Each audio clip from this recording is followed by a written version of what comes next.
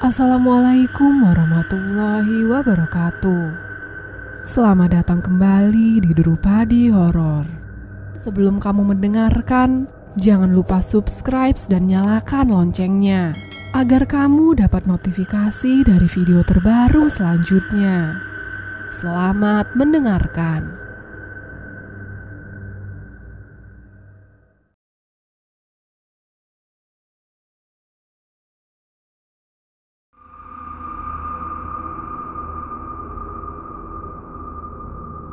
Kuala Tegunung Pulau Sari.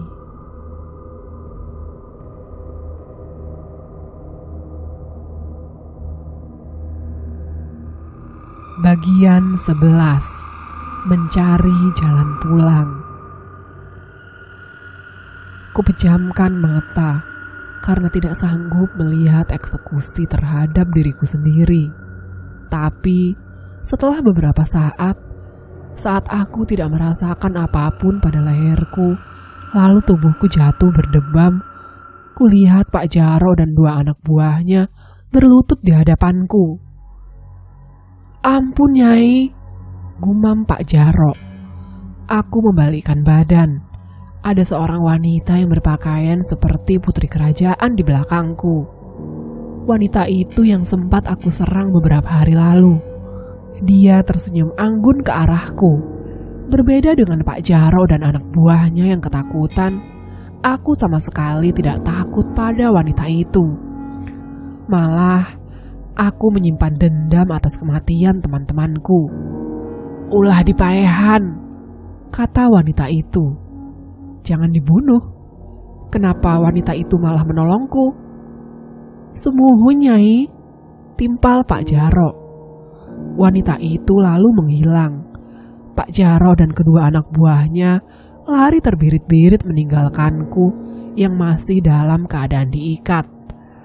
Aku berusaha melepas ikatan itu, tapi aku tidak bisa karena sampulnya terlalu kuat.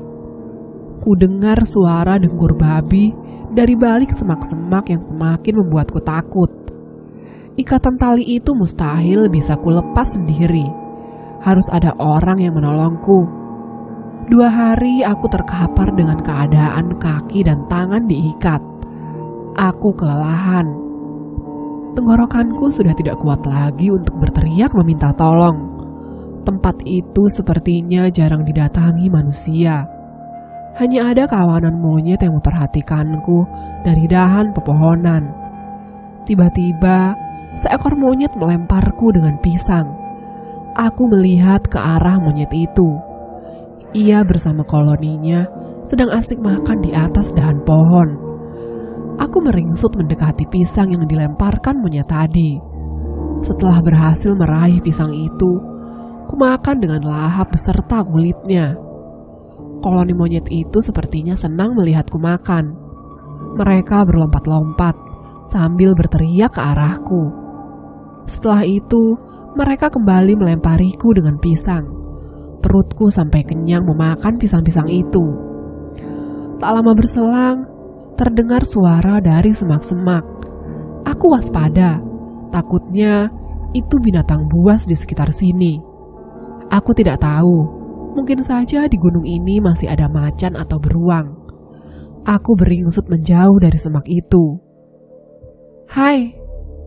Seorang wanita menggendong tas ransel muncul dari balik semak-semak. Akhirnya, dia mengembuskan nafas lega. Ia terlihat kelelahan. Wajahnya juga pucat. "Lu siapa?" "Uswah. Nama gua Uswah. Udah 2 hari gua nyasar di gunung ini." Dia mendekatiku, lalu melepas ikatan tali dengan pisau kecil. "Lu kenapa bisa kayak gini?" Perempuan itu membantuku bangun.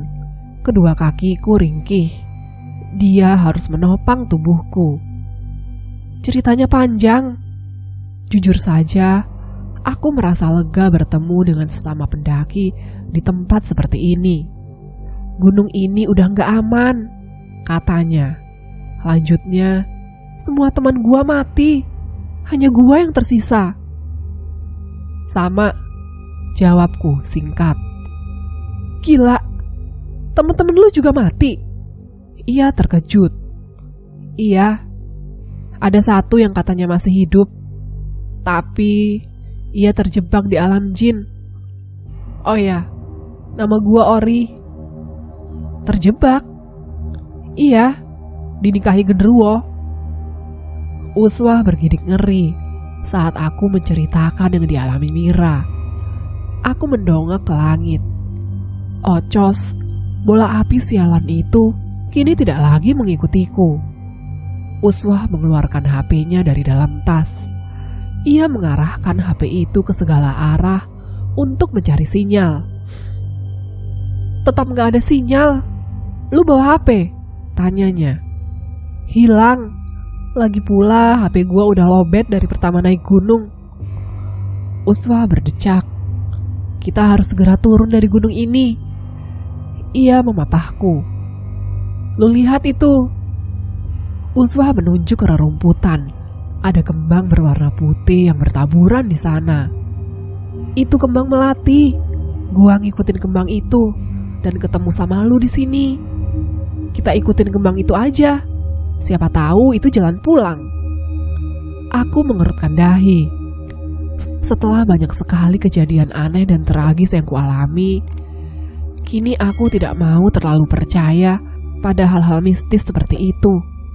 Tanpa perlu persetujuanku, Uswah malah memapahku mengikuti taburan kembang tersebut. Gua gak yakin kalau kembang ini bisa membawa kita pulang.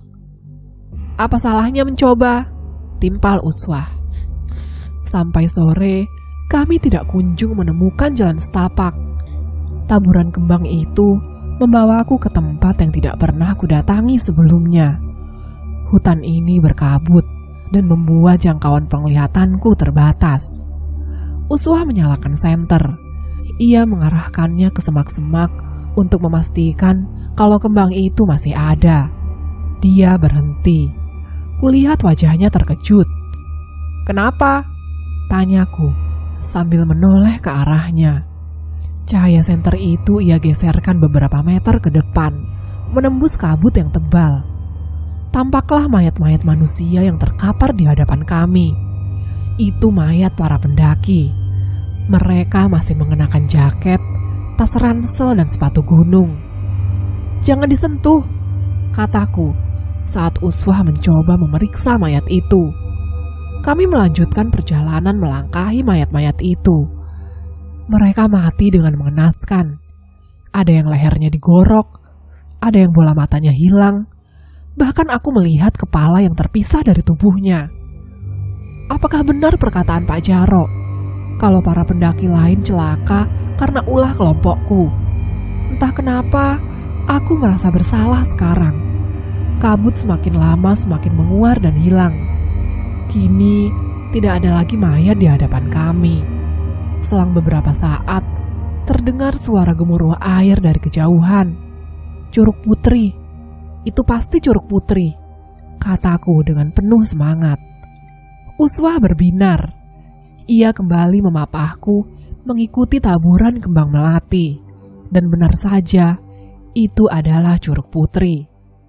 Kami senang, karena di dekat air terjun itu ada jalan setapak menuju perkampungan warga. Bagian 12. Pemakaman LD. Jujur saja, sebelumnya aku tidak percaya dengan keberadaan makhluk halus. Bagiku, cerita-cerita tentang penampakan setan dan pengakuan orang yang melihatnya adalah kebohongan besar. Bahkan, aku menulis beberapa kisah horor yang berujung pada asumsi bahwa kisah itu hanya fiksi, agar orang-orang tidak takut dengan setan. Tapi, semua prinsipku sirna saat aku melakukan pendakian Gunung Pulau Sari. Aku menjadi sangat yakin kalau makhluk gaib itu memang ada. Mereka menelisik di telinga, walau kita tidak mendengarnya. Mereka duduk di samping kita, walau kita tidak menyadarinya. Atau bahkan tidur bersama kita setiap malam. Kejadian sore itu membuatku percaya bahwa makhluk halus memang ada. Saat aku dan Uswah hendak meninggalkan Curug Putri, ada rombongan orang membawa keranda mayat. Aku pun heran, kenapa ada pemakaman di gunung seperti ini. Ternyata mayat di dalam keranda itu adalah Eldi. Dia mati dengan wajah berlumur darah. Saat ku hampiri, para pengantar jenazah itu malah hilang begitu saja. Aku tahu mereka pasti jin. Aku baru saja melihat penampakan itu. Sesaat kemudian, Curug Putri bersinar, memancarkan cahaya keemasan. Kututup kedua mataku dengan telapak tangan. Lalu terdengar derap kereta kuda mendekat. Kereta itu membawa seorang wanita cantik yang pernah menolongku beberapa hari lalu. Kereta kuda dikawal oleh banyak orang. Para pengawal itu berbadan besar seperti binaragawan. Mereka juga berpakaian lengkap, layaknya prajurit kerajaan di Indonesia pada masa lalu, seperti yang kulihat di film-film. Mereka semua membawa tombak.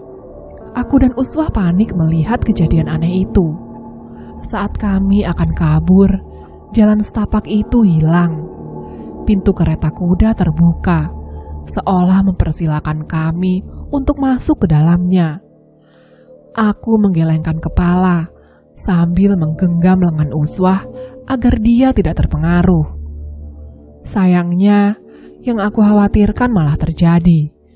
Tatapan Uswah tiba-tiba kosong. Ia melangkah perlahan mendekati kereta kuda itu. "Uswah, jangan!" Ku coba menahan tubuhnya. Tapi dua pengawal kereta malah mendorong tubuhku. Kali ini, aku tidak mau lagi kehilangan temanku. Aku berhutang nyawa padanya.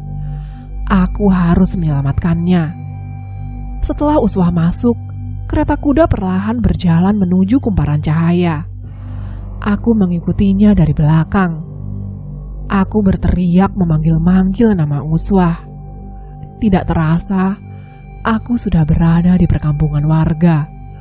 Para warga di sana berlutut sambil tertunduk saat kereta melintas. Di tengah perjalanan, tiba-tiba ada anak kecil yang badannya dipenuhi bulu hitam. Ia juga bertaring, matanya merah menyala. Anak itu menghampiri kereta sambil melompat-lompat kegirangan. Di antara orang-orang yang berlutut, ada Mira di sana. Ia berteriak sambil lari kecil menghampiri anak itu. Ia menggendongnya, lalu kembali berlutut. Pakaian Mira sudah berbeda. Ia hanya mengenakan kain bermotif bunga warna coklat dan baju abu-abu yang sudah usang. "Mira! Mir! Syukurlah gua ketemu lo lagi di sini. Ayo Mir, kita pulang. Ada Curug Putri di sekitar sini." Jelas saja aku senang karena bisa bertemu Mira kembali. "Enggak, Ri. Gua udah bilang, hidup gua lebih bahagia di sini. Tolong sampaikan ke om gua kalau gua udah menikah dan punya anak." Aku mundur beberapa langkah. Mira sudah tidak bisa dibujuk lagi. Kereta kuda semakin menjauh. Segera aku lari mengejar kereta itu sambil terus memanggil nama Uswah. Tibalah aku di sebuah keraton yang megah. Ada dayang-dayang keraton yang menyambut kedatangan kereta kuda. Mereka menari-nari sambil terus tersenyum. Aku ikut masuk ke dalam keraton tersebut. Di halaman keraton, Uswah turun dari kereta. Ku coba menghampirinya, tapi langkahku dihalangi para penjaga. Uswah dituntun oleh wanita cantik itu ke sebuah kolam kecil yang terletak persis di depan singgasana. Uswah melucuti pakaiannya, lalu mandi di kolam kecil itu. Wanita yang dipanggil ratu menoleh ke arahku. Dua penjaga kemudian menggenggam lenganku. Mereka menyeretku dengan paksa untuk mendekati sang ratu. Semua bajuku dilucuti. Aku dipaksa mandi di kolam kecil itu. Setelah selesai, aku dan Uswah mengenakan kembali pakaian kami. Kami lalu dibawa ke sebuah ruangan yang indah. Di sana sudah disiapkan berbagai hidangan lezat. sang ratu menyuruh kami berdua duduk dan makan bersama. Tidak ada pilihan lain, aku harus menuruti maunya. Kalau tidak, para penjaga di belakangku bisa saja menebas leherku. Makanan yang disajikan terasa enak sekali. Ada ayam bakar, kambing guling, buah-buahan segar, serta makanan lainnya. Uswah makan dengan lahap. Tidak ada obrolan di meja makan. Sang ratu memandangiku sambil terus tersenyum melihatku. Tapi itu membuatku semakin merinding. Setelah hidangan habis, sang ratu membawa kami ke halaman keraton. Di sana ada para dayang yang sedang mandi. Mereka semua cantik-cantik. Saat aku melintas, mereka curi pandang kepadaku sambil tertawa kecil. Di halaman keraton itu ada sebuah kuburan. Gundukannya ditata rapi dengan bebatuan yang ditumpuk. Di batu nisan itu tertulis Sultan Maulana Hasanuddin. Aku ingat, dia adalah pendiri Kesultanan Banten. Berziarahlah, kata sang ratu. Aku dan Uswah duduk di samping kuburan itu. Aku membaca doa sebisaku di dalam hati. Kalian punya waktu sampai besok pagi untuk keluar dari gunung ini. Pulanglah, esok pagi akan ada longsor besar di gunung ini. Sang ratu menunjuk ke arah dinding. Dari dinding itu tampaklah jalan setapak. Aku dan Uswah berjalan ke arah dinding. Ajaibnya, kami tiba-tiba berada di sebuah jalan setapak. Ini pasti jalan pulang. Kami harus segera keluar dari gunung ini sebelum longsor itu terjadi. Bagian 13. Kerajaan Jin Curug Putri. Aku tidak tahu kenapa sang ratu malah menyelamatkan kami berdua. Berbeda dengan para pendaki lainnya yang mati dengan sangat mengenaskan. Aku dan Uswah malah diberi makan sampai kenyang dan sekarang dikasih jalan untuk pulang. Itu sangat aneh. Jalan yang kami tempuh terus menurun. Tidak satupun pendaki yang kami temui. Jalan setapak itu sepi. Padahal kata Ricky, orang-orang lebih suka mendaki di malam hari ketimbang siang. Aku curiga kalau akses ke gunung ini sudah ditutup. Uswah berhenti. Ia memegang lutut, tampak sangat kelelahan. Dari tadi, kami memang berlari kecil agar cepat tiba di perkampungan warga. Aku rasa perjalanan ini masih jauh. Kami bahkan belum sampai ke perkebunan pisang warga. Biar gua yang bawa tas lu. Aku membuka tasnya. Kami kembali melanjutkan perjalanan. Namun kali ini tidak berlari.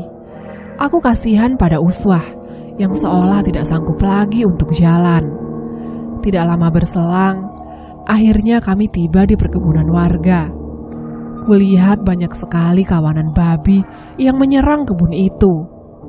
Kami tidak mau mengambil resiko dan membiarkan kawanan babi itu merusak kebun pisang.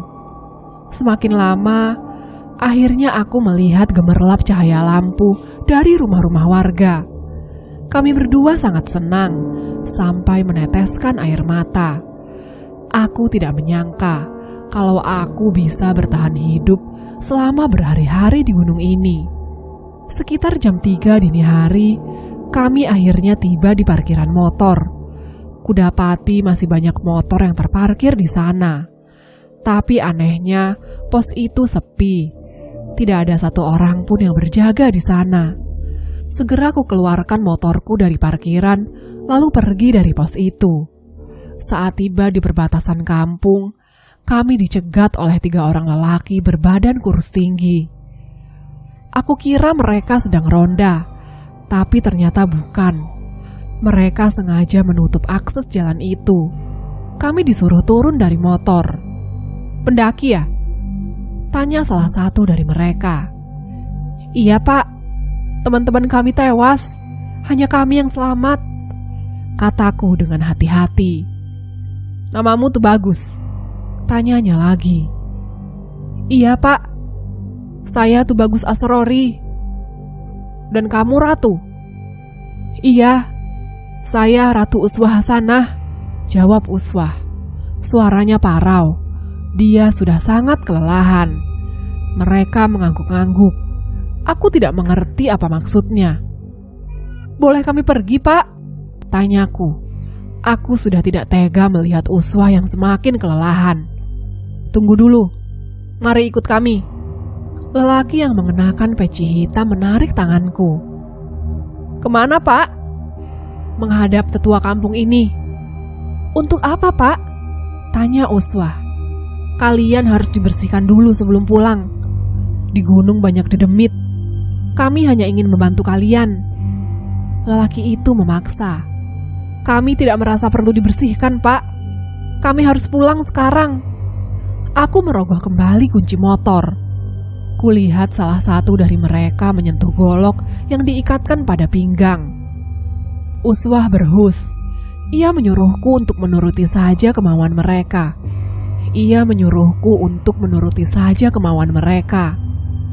Kalian jangan khawatir. Di rumah tetua ada 3 pendaki lainnya yang selamat.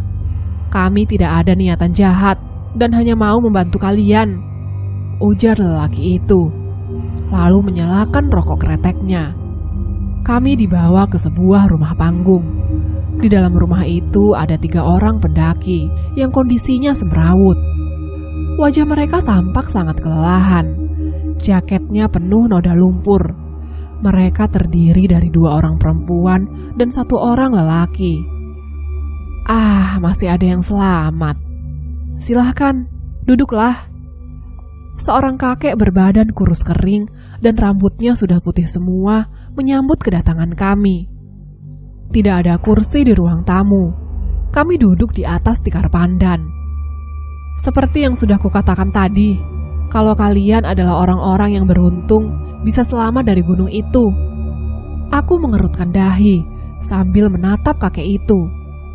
Nama kalian Tubagus dan Ratu. Itu adalah nama dari keturunan Kesultanan Banten. Jadi Dedemit tidak akan berani menyakiti kalian. Tapi tetap, kalian harus dibersihkan. Takutnya ada saja jin yang nempel di tubuh kalian. Kakek itu berbicara sambil tersenyum ramah. Aku mengangguk paham. Pantas saja saat di keraton, kami disuruh berziarah pada Sultan Maulana Hasanuddin, kataku. Kalian berziarah secara gaib. Makam sebenarnya ada di Banten. Sesekali berziarahlah ke sana, kata kakek itu. Lanjutnya, dulu Sultan Maulana Hasanuddin pernah tinggal di Gunung Pulau Sari dan berhasil menebarkan ajaran Islam di sekitar pegunungan. Aku tidak pernah menyangka kalau nama Tubagus yang disisipkan di depan Asrori adalah penanda bahwa aku masih ada hubungan darah dengan Kesultanan Banten. Pantas saja, nama Tubagus itu selalu ada turun-temurun di keluargaku, dari kakek, bapak, dan sekarang aku dan adik-adikku mempunyai nama berawalan Tubagus. Aku tahu, kalian semua pasti pernah masuk ke kerajaan jin Curug Putri. Sebelum pulang ke rumah, tubuh kalian harus dibersihkan terlebih dahulu. Takutnya ada jin yang masih menempel. Kakek itu menyuruh kami untuk mandi bergantian di sumurnya.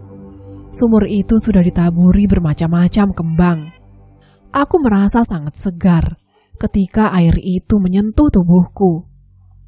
Setelah itu, satu persatu kami dibacakan doa. Semua tampak baik-baik saja, hingga tibalah giliran Uswah yang dibacakan doa. Tangan si kakek menyentuh ubun-ubun Uswah. Ia pun mengerang kesakitan. Kedua tangannya mengepal. Ia mengamuk. Tuh, masih ada jin dalam tubuhnya yang ikut pulang, kata kakek itu sambil terkekeh. Kau jangan macam-macam sama keturunan sultan. Keluar, bentak kakek itu. Uswah semakin mengamuk. Ia tertawa, lalu menangis tidak karuan. Ini jin yang masih kanak-kanak. Kalau tidak dikeluarkan, biasanya mengganggu pas tidur, jelas si kakek. Air disemburkan ke wajah Uswah.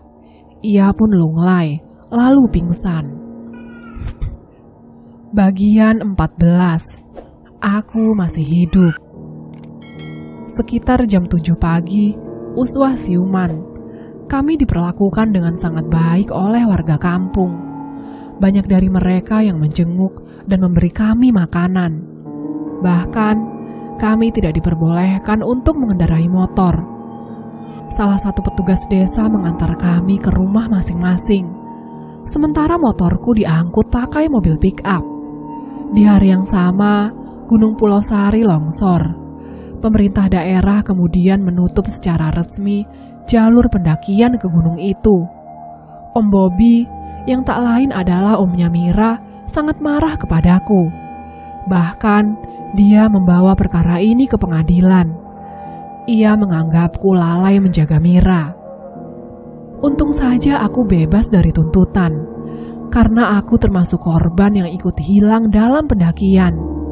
Tidak ada bukti kuat kalau aku menyakiti, bahkan membiarkan Mira celaka. Om Bobi yang keras kepala malah berniat mendaki Pulau Sari untuk mencari Mira. Dia tidak rela kehilangan orang yang sudah dianggapnya sebagai anak sendiri. Setelah kejadian di gunung, aku mengalami trauma. Aku sering berdiam diri di rumah. Aku tidak menyangka kalau aku masih hidup. Andai saja namaku bukan Tubagus, mungkin saja aku sudah mati di gunung itu. Tak ada kabar tentang pencarian Mira, juga para pendaki lain yang hilang. Walau tim SAR sudah berusaha, tapi sampai saat ini pencarian itu masih belum membuahkan hasil.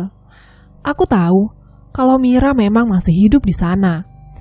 Ia berdampingan dengan jin, dan aku yakin roh Eldi dan Ricky juga terperangkap di sana. Mereka mati dengan tidak tenang.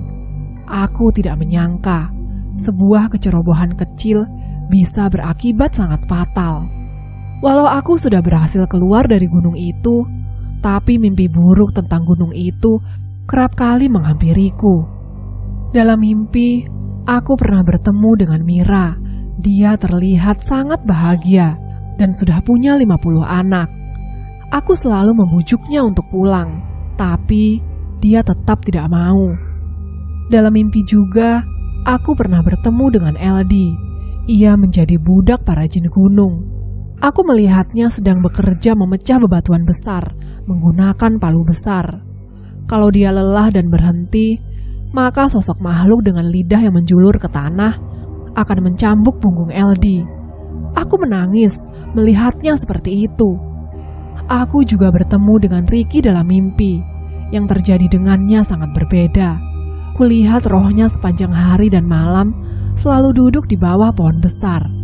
Tatapnya kosong, wajahnya terlihat sedih. Bahkan, ia masih mengenakan jaket dan tas gunung. Dalam mimpi itu aku sempat menyapanya. "Ricky?" sapaku. Dia tidak menjawab, menoleh sedikit pun tidak. "Rick?" Aku menyentuh pundaknya. Tiba-tiba, ada air liur yang menetes ke tanganku dari atas pohon. Aku mendongak. Di dahan pohon besar, ada sosok wanita yang badannya mungkin sebesar kerbau. Ia mengenakan jubah merah. Wajahnya hitam, serta air liur menetes-netes dari mulutnya.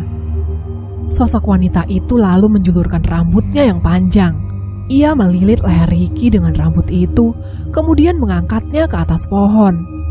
Aku menggapai-gapai tubuh Ricky, tapi tidak berhasil. Dia menjadi mainan makhluk penghuni pohon. Ricky diciumi oleh makhluk itu. Air liurnya yang bau dan lengket membasahi wajah Ricky. Mimpi-mimpi buruk itu terus datang hampir setiap malam. Bahkan, aku pernah melihat para pendaki yang rohnya menjadi kawanan monyet. Mereka berlarian dari dahan ke dahan pohon lainnya. Dari semua mimpi itu, dapat kusimpulkan kalau para pendaki di Gunung Pulau Sari yang tidak selamat akan menjadi budak jin di sana. Suatu sore, saat aku sedang termangu di jendela kamar, seseorang mengetuk pintu rumah. Segera kubukakan pintu. "Ori?" Aku terkejut saat melihat lelaki yang berdiri di hadapanku. Dia Om Bobi. Tanpa dipersilahkan masuk, Ia menerobos dan langsung duduk di sofa. Ada yang aneh dengan penampilannya. Ia seperti hendak naik gunung. Ia juga menenteng senapan angin di tangan kanannya. "Ada apa ya, Om?" "Temani aku naik ke Pulau Sari untuk mencari Mira," pintanya. Bagian 15. Mereka masih di gunung. "Aku Bobby, omnya Mira. Apa yang harus aku katakan kepada ibunya Mira kalau ia tahu Mira hilang di gunung? Seharusnya aku tidak mengizinkannya naik gunung. Mira sudah kuanggap sebagai anak sendiri, apalagi ketika ayahnya meninggal. Semenjak itu, aku bertekad untuk menjadikannya seorang sarjana. Aku punya firasat kalau Mira dan teman-temannya masih hidup. Mereka masih ada di gunung, dan aku tidak menyangka kalau si Ori yang selama ini kupercaya malah mengecewakan. Di situasi seperti itu, dia kuanggap sangat egois karena meninggalkan Mira dan teman-temannya begitu saja. Hari ini aku mendatangi rumah Ori. Dia harus menemaniku naik ke Pulau Sari untuk mencari Mira. Sebenarnya, istriku tidak memperbolehkanku naik Gunung Pulau Sari. Terlalu berbahaya katanya. Ditambah, semua akses ke sana sudah ditutup karena ada longsor. Aku harus mencari jalan alternatif agar tidak ketahuan warga yang bermukim di sekitar gunung. Semua peralatan pun sudah aku siapkan, mulai dari tenda dome, kantong tidur, karpet, persediaan makanan, pisau kecil, dan alat-alat lain. Semua sudah ku kemas ke dalam tas gunung. Aku juga membawa senapan angin untuk jaga-jaga. "Ada apa ya, Om?" Ori tampak terkejut saat tiba-tiba aku datang ke rumahnya. "Temani aku naik ke Pulau Sari untuk mencari Mira," pintaku. Ori gelagapan. Ia mungkin bingung mau ngomong apa. "Anak saya nggak akan saya biarkan naik ke gunung itu lagi." Dari dalam kamar muncul seorang lelaki tua. Itu bapaknya Ori. "Anak bapak harus tanggung jawab. Dia yang membiarkan Mira hilang begitu saja. Anak saya juga korban. Dia bukan pelaku. Mau sampai kapan Anda menuduh anak saya, ha?" Lelaki tua itu menunjuk wajahku. Ia tampak marah. "Maaf, Om. Aku gak bisa naik ke gunung itu lagi. Mira gak bakal bisa balik. Dia ada di alam jin," ujar Ori. Dia duduk di hadapanku. "Bullshit. Aku gak percaya sama cerita fiksimu itu. Mana ada alam jin? Mira pasti masih hidup." "Terserah Om mau percaya atau enggak. Dulu aku juga seperti Om yang gak percaya sama setan. Tunggu saja setelah Om naik gunung itu. Om pasti tidak akan meremehkan hal-hal gaib lagi." Ori meyakinkanku. Aku menarik paksa lengan Ori.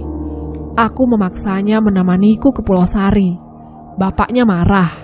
Ia pergi ke dapur dan kembali dengan membawa golok. "Kau bawa anakku, kugorok lehermu," ancamnya sambil mengacungkan golok. Aku menghembuskan napas berat. Kulepas segenggamanku, lalu menoleh ke wajah Ori yang ketakutan. "Mira masih hidup dan akan aku buktikan itu," kataku di telinga Ori. "Semoga selamat, Om," jawabnya. Aku lalu pergi tanpa pamit dari hadapan mereka. "Mah, bangun, Mah." Kuguncangkan tubuh istriku. "Jadi berangkat, Pah?" Ia bangun, kedua matanya masih terpicing. Kukecup kandungannya yang sudah 5 bulan itu. Dia tengah mengandung anak kedua kami. "Papa berangkat ya. Doakan supaya Papa berhasil membawa tantemu pulang." Kukecup lagi perut istriku, lalu mengelus anak pertamaku yang sedang tidur pulas. "Berapa hari, Pah?" tanya istriku. "Paling lama 3 hari. Hati-hati, Pah. Pulang saja kalau tidak ketemu. Nanti kita ngomong baik-baik saja ke ibunya Mira." "Papa yakin Mira dan teman-temannya masih hidup. Papa pasti bisa menemukan mereka." Kulirik jam yang melingkar di pergelangan tangan. Jam 1 dini hari. Segera kuraih tas ransel dan senapan angin, juga topi koboi yang langsung kukenakan layaknya aktor Jeff Bridges. Aku berangkat dengan mengendarai motor Scorpio yang sudah kumodif sedemikian rupa. Tadi siang, aku sudah mencari tahu mengenai jalur pendakian yang jauh dari pemukiman warga. Jadi, tidak akan ada satupun warga yang tahu tentang pendakian ini. Setelah menempuh perjalanan selama 1 jam, akhirnya aku tiba di lokasi pendakian. Motor kegembok di bagian lubang cakramnya. Aku sengaja menempatkannya tersembunyi di semak-semak. Dari kejauhan, terdengar suara burung hantu berkukuk. Itu membuat suasana menjadi mencekam. Kuarahkan cahaya senter ke jalan setapak yang sudah dirimbuni rumput. Jalan ini seperti sudah lama sekali tidak dilintasi manusia. Medan yang kutempuh pun semakin menanjak. Senter kupasangkan di moncong senapan. Aku harus siaga kalau tiba-tiba ada binatang buas yang tiba-tiba menyerang. Tak lama kemudian aku berhenti melangkah. Terdengar suara menelisik di balik semak-semak. Suara itu diikuti dengan dengkur babi. Dengan panik, kuarahkan moncong senapan ke semak-semak itu, lalu menembakkannya. Babi itu lari terbirit-birit. "Om," seseorang memanggilku. Aku sangat mengenali suara itu.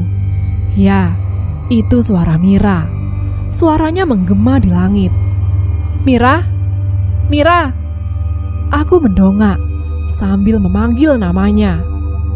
Entah dari mana datangnya, di hadapanku muncul seorang wanita cantik yang berpakaian layaknya ratu kerajaan.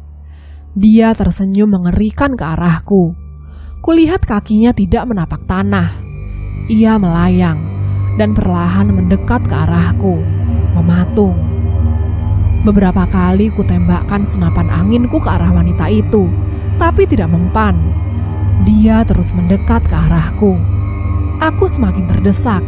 Kakiku seperti kram dan tidak bisa digerakkan. "Siapa kau?"